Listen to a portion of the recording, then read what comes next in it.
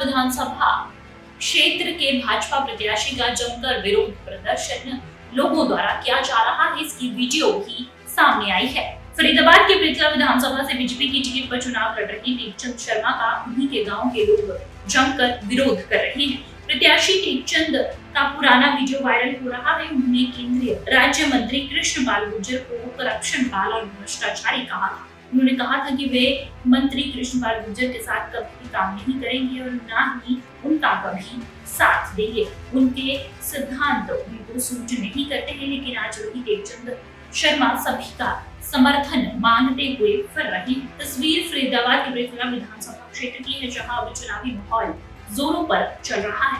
ऐसे में बीजेपी ने जिन्हें अपना उम्मीदवार बनाया, वे पहले बीजेपी पर जमकर उंगलियां उठाते थे और मोहना गांव में कट की मांग को लेकर बैठे किसानों के साथ बीजेपी के केंद्रीय राज्य मंत्री कृष्णपाल गुर्जर को करप्शन पाल कहकर कई मामलों में शामिल बताया है। अब वही लोग बीजेपी पार्टी से चुनाव लड़ रही हैं और टेकचंद शर्मा को काला झंडा दिखा रहे हैं। पहले प्रत्याशी टेकचंद शर्मा ने बीजेपी सरकार की जमकर कब्र खोदी, जिसका आज भी फरीदाबाद में एक वीडियो वायरल हो रहा है, जिसमें वे केंद्रीय राज्य मंत्री पर सवाल उठाते हुए नजर आ रहे हैं। इसी मामले को लेकर लोगों में काफी रोष भी दिख रहा है और टेकचंद शर्मा का लोगों द्वारा जमकर विरोध भी किया जा रहा है।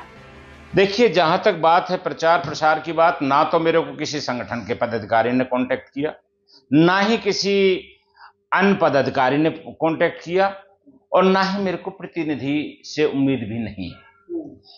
आप जहां प्रचार प्रसार की बात है, मैं बिल्कुल नहीं जा रहा और ना ही मैं कृष्णपाल जी के साथ कोई प्रचार प्रसार करना चाहता हूं। क्या वजह है, क्यों कृष्णपाल के साथ? कृष्णपाल जी का हर जगह पे भ्रष्टाचार में पूरा नाम आता है।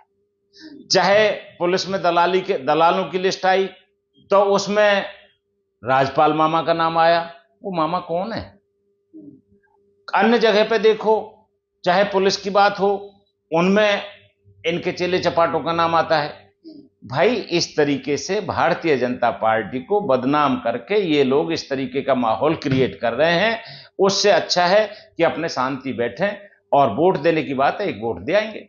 कृष्णपाल जी तो कहते हैं लोकसभा, आप कहते हैं कि विरोध है, तमाम चीजें हैं, पर कृष्णपाल जी तो कहते हैं कि 10 लाख पार होंगे इस बार लोकसभा में। भाई, ये तो जब पता लगेगा जब जिस टाइम पे इलेक्शन चालू हो जाएगा, और इलेक्शन जब चालू होगा ना, शायद अब की बार बड़ा संघर्ष में इलेक्शन होगा।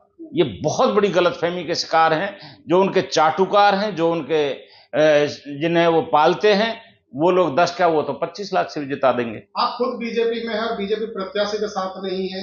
मैं बीजेपी प्रत्याशी के साथ कभी काम नहीं करूंगा, चाहे कृष्णपाल जी कुछ भी सोचें या पार्टी कुछ भी सोचे।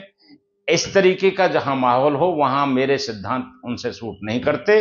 इसके लिए मैं सब कुछ करने को तैयार हूं। तो आप चुप बैठेंगे या फिर किसी अन्य पार्टी के सपोर्ट में उतरने के? नहीं, ऐसा है, अभी देखेंगे। अभी चुनाव है। अगर मान लो भाई नहीं किसी को जरूरत है तो पार्टी पॉलिटिक्स में हूं, मैं कोई साधु संत तो हूं नहीं। इलेक्शन तो मैंने भी चुनाव लड़ना है आगे चल के, और गारंटी के साथ मैं कह रहा हूं कि जो माहौल है वो इतना खराब हो चुका है कि उसको संभालने की आवश्यकता थी। वो संभालने की बजाय वो वहां पे 1 to 1 करके टारगेट किए जा रहे हैं।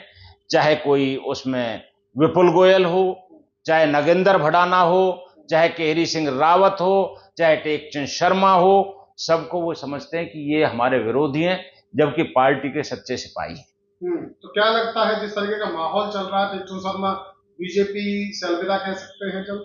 नहीं, अलविदा की अगर पार्टी निकालना चाहे कभी निकाल सकती है, मेरे को कोई दिक्कत नहीं। बाकी चुनाव लड़ूंगा और चुनाव ये पक्की बात है कि कृष्णपाल जी का सपोर्ट मैं नहीं करूंगा। तो लोकसभा में कृष्णपाल जी के साथ नहीं, लोकसभा में हम तो आपके हिसाब से माहौल क्या है लोकसभा में?